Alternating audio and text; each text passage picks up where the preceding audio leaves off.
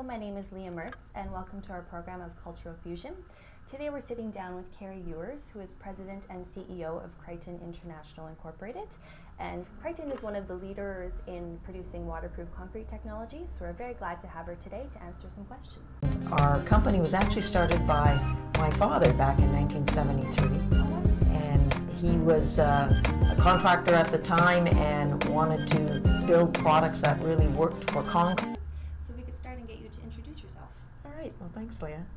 Well, I've been the CEO of Kryton since 2001, and our company was actually started by my father back in 1973. Oh, wow. And he was a contractor at the time and wanted to build products that really worked for concrete because he found that the products he was using weren't really doing a good enough job we're in Vancouver and a lot of water, a lot of rain falls here, and when you say you're going to waterproof something, being from the prairies here in Canada, he had to make sure that it was done right the first time.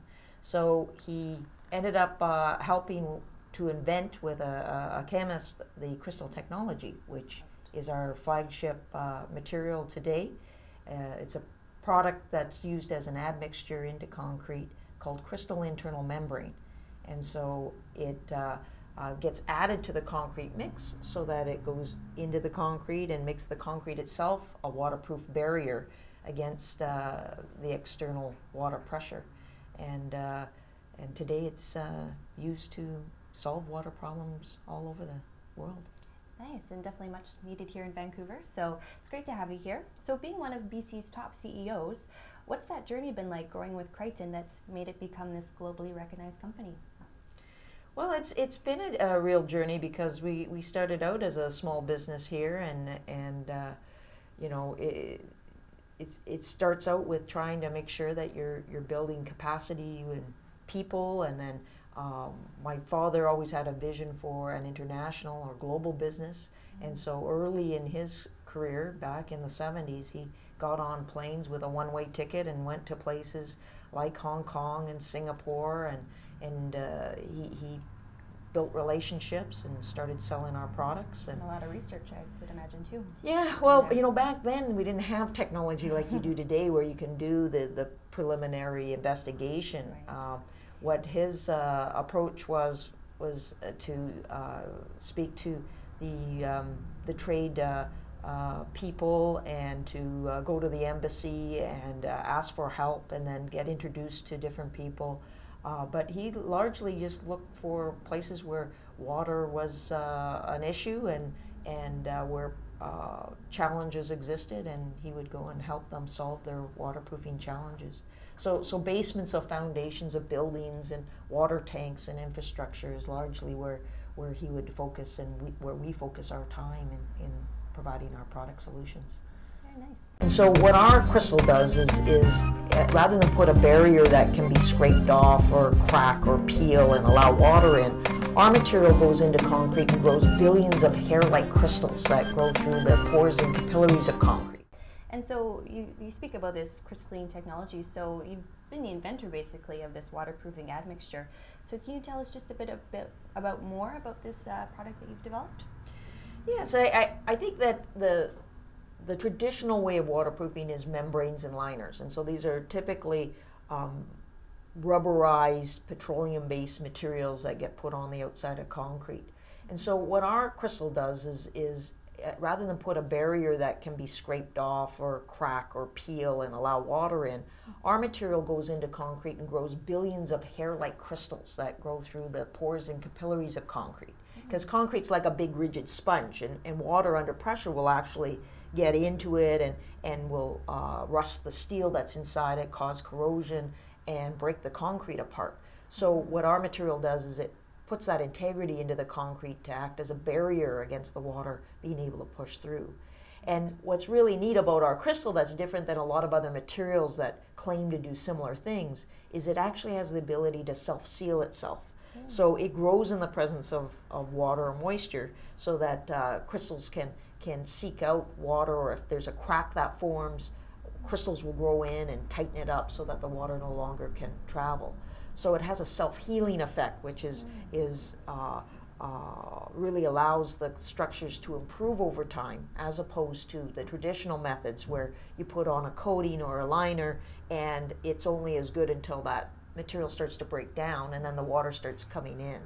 And if anybody's ever had a basement leak in a house or other things, those things never get better. They usually only get worse.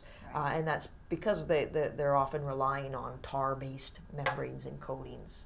Okay. So that's where our crystal is used. It's also used as a joint system. So when you pour walls and floors together, the weak place for water to come in is between the wall and the floor, or the wall-to-wall intersection. And so we have a joint system called crystal water stop system, and it puts a slurry of the same crystal chemicals in at that location when they're constructing the buildings.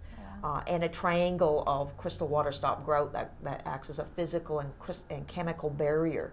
So it also improves over time. So if there is any seepage or settling, the crystals can generate and shut that off. And that's far superior to, again, the plastic or rubberized type systems that are typically used in those locations. Right. And speaking of certain locations, what are some of the biggest projects and landmarks and buildings that you guys have been a part of? Well, we're really proud of our presence here in Canada and certainly BC. The Lower Mainland is full of hundreds of projects built with our crystal technology. Most notably the False Creek waterfront, places like Cooper's Key, developers, typically developers who are building projects that they own and retain, or they know their maintenance costs. So places like Intrawest in Whistler, they used our products for 2 decades to build better structures that would stand up against a lot of water runoff and so forth. But builders that own and retain. So going farther afield, people like Marina Bay Sands. The Sands Corporation used our products for the 3 towers that are in Singapore. You might know that project because it has the Sky Park. It's about 3 football fields long with the infinity pools on the top. Nice. Our marketing director, Rolf Scala, just went there to do a 5-year review because we like to follow up with our projects and do walkthroughs. So he walked through all the parking levels and interior space. But that project, a lot of people don't realize that was all reclaimed land. That was actually the middle of the ocean. And what they did is they built an island, and then they dug a hole through the island into the water table to build the foundation of Asia's largest casino complex. Wow. And so the huge, large scale. Yeah, and when you're down underground there, although they have parking structures down there as well, a lot of the underground facilities are high-end shops. Places like Prada and the designers' shops. So having water ingress is just not an option. Right. And so that corporation basically said, although there's a lot of other products that would normally be specified on it, they said, no, we want to use this system because it's really critical that this doesn't leak. So projects like that, back to North America, places like the project in Las Vegas, just lost the... One of the casinos? It was a large casino. It's actually the largest private project in North America, the Oria and all those new casinos. You've been to Las Vegas? One time, but yeah, it's been a while, so not too familiar. But so it's one of the largest I can imagine they projects go down bigger there. And better every year. Yeah. So And people say, well, it's the desert. Why would you what's the significance of waterproofing in the desert? But really, 2 things about the desert. One, when you have these large complexes, this was the area that we waterproof was right above the nerve center to this multi-billion-dollar complex that had all the electronics. So you're going deep into the ground, and you have to you have the pools, where they do the water shows and other things, and these are huge ponds and pools that they're keeping water out of. The other aspect is that a lot of times you will go into the ground, you'll hit aquifers. So there's huge aquifers under the desert as well, and there is water and corrosive conditions under some of these areas. Interesting. I think that this recent trip was really timely because we are working very closely with a number of organizations in China, and namely the Beijing Maple Real Estate Company, which signed a collaboration with us for. So you mentioned quite a bit of international work, so more specifically we'll bring it down to your relations with China. So during our Prime Minister Harper's visit to China, your company Kryton had signed an agreement that was among one of the 20 commercial agreements signed between the Canadian and Chinese firms. So what has it been like to be part of this Canada and China bilateral business? Well, I think it's great. I think anytime that we can get high-level government involved to connect and to put a limelight or spotlight on business and business collaborations, I think that's an excellent thing. I think that this recent trip was really timely because we are working very closely with a number of organizations in China, and namely the Beijing Maple Real Estate Company, which signed a collaboration with us for ongoing work, namely the Vancouver Forest Project, which is a huge project there. And a very exciting project because, of course, it has the name Vancouver, but it is really a 900-unit complex of Western-style houses. So just like the west side of Vancouver, beautiful homes, trees, landscaping. The customers there like these types of homes, and this is a huge complex being built using our crystal water stop system and the crystal internal membrane admixture system. And when did that begin? Is that fairly recent, or is this something that's been in the works for a while? It's been in the works for a while, but when you're working on projects that big, it takes some time. And I know that they started with doing a mock-up, a original trial project to see with their own eyes, is this the system that's going to do the job for this high-end complex? And I understand that the general manager came in and could see that it was just unbelievably superior to a lot of the other systems they were looking at, and so it just became a decision to go ahead. I understand though that they were, a lot of their expertise also came out of Canada. The general manager of the company was trained in Toronto, and I believe he's knew of our reputation of building structures here. The architects came out of Vancouver as well. But we're really proud of that collaboration, and I think that the government is doing a great job of making sure that those connections are made, and trying to make sure that there is more opportunity for Canadian businesses and certainly BC businesses to export to China. Right, and have you been involved in any other projects, or is there any other prospective things in the works that you'll be working with Beijing Capital Land? Yes, so there's it's been a really great collaboration so far, and the project itself still has many thousands of cubic meters of concrete to pour, and so we'll be involved with them over the next couple of years. I believe there's a lot of growth potential, and certainly forward thinking there'll be other projects coming up that will be in the similar vein of high-end housing and residential complex building. But we've been in China for over 20 years. Originally we sold into mainland China through Hong Kong, and then in the 90s sold directly through distribution into China, and eventually built our own factory in 1998 just north of Shanghai. In 2000, we opened our own direct office, our branch office in Beijing, and we have a staff there that support both technical and sales in Beijing. So do you spend a lot of time there at all, or I used to spend a lot of time there. More recently, my brother, who's our vice president, Kari Yuers. Family business. Yes. So he's our key guy when it comes to Asia, and he just got back from his most recent trip there.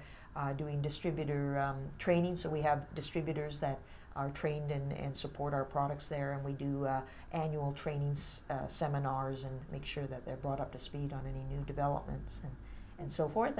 And no, it's been really good. We've really enjoyed our time there, and we've been involved, I think, right from the beginning on things like the GB standards, the code development around crystal waterproofing, and how to use these products effectively, how to tell the difference between products that are really meant for hydrostatic pressure and ones that aren't.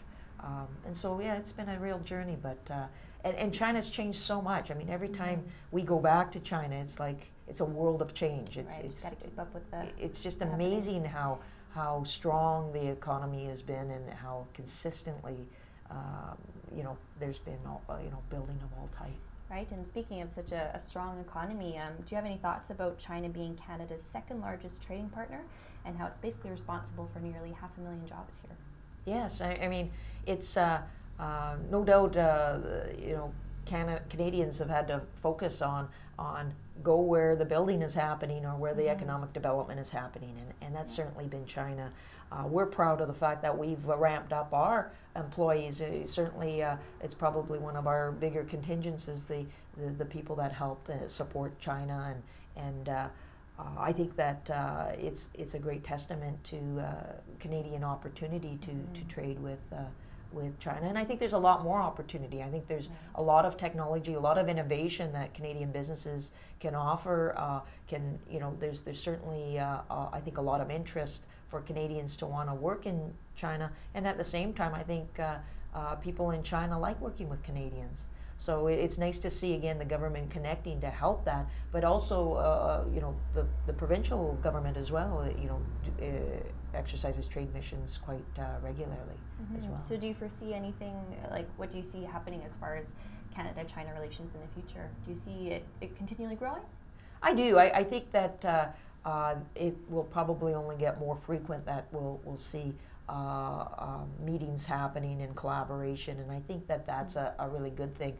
I just actually attended the Chamber of Commerce put on a dinner on Tuesday for all the deputy ministers, and I'm part of a leadership panel looking at competitiveness and productivity for BC, and so we had all the deputy ministers reviewing this recommendations around how do we become more competitive, how do we foster more innovation in BC businesses.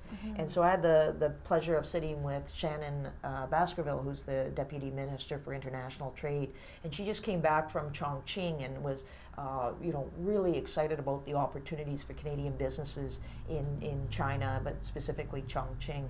And noted that they're going to be going back soon again, and so I think there's a great opportunity for Canadian businesses to work with the provincial and federal government and in these kind of trade missions, and to attend these kind of events, to meet people and to connect with businesses on both sides of the ocean. Yeah, and I was going to say, like, due to that connection you have now, would you have any tips or ideas for other businesses that may want to start doing business in China, since the government has shown a bit of support? So any tips to kind of push it over the edge and have them have more success? I think the first tip is that you should go there. You should spend time in China, because I think that's a world, there's a lot you can read about it over here and you can talk about it over here, but I think the key is spend time in China. And I think that these trade missions really are an awesome opportunity for Canadian businesses to go along and be introduced. And so it's, I think my best tip would be to go and go with a trade mission and participate in some of the events and meet the people. There's certainly organizations here that also foster those connections, and the Canadian Chinese Business Council does that as well. CMHC has been a great supporting group to both the Vancouver Forest project that we're on, but also just in general connecting us to other people in China and other organizations. So I think that networking is one of those keys. I think, certainly just get out and do it. I don't think that anybody would ever be sorry about giving it a try. And lots of opportunities, it seems like. So. There is, and there's a lot of interest. There's a lot of sincere interest to work with Canadian businesses, and I think for a lot of good reasons. I think Canadian businesses have a lot to offer in China, and I think there's a lot of growth potential for both countries to work closer together. Excellent. Well, that brings us to the end of our interview today, and we thank you so much, Kari Yuers, President and CEO of Kryton International Incorporated. My name's Leah Mertz, and today this has been Cultural Fusion, and we hope you join us next time.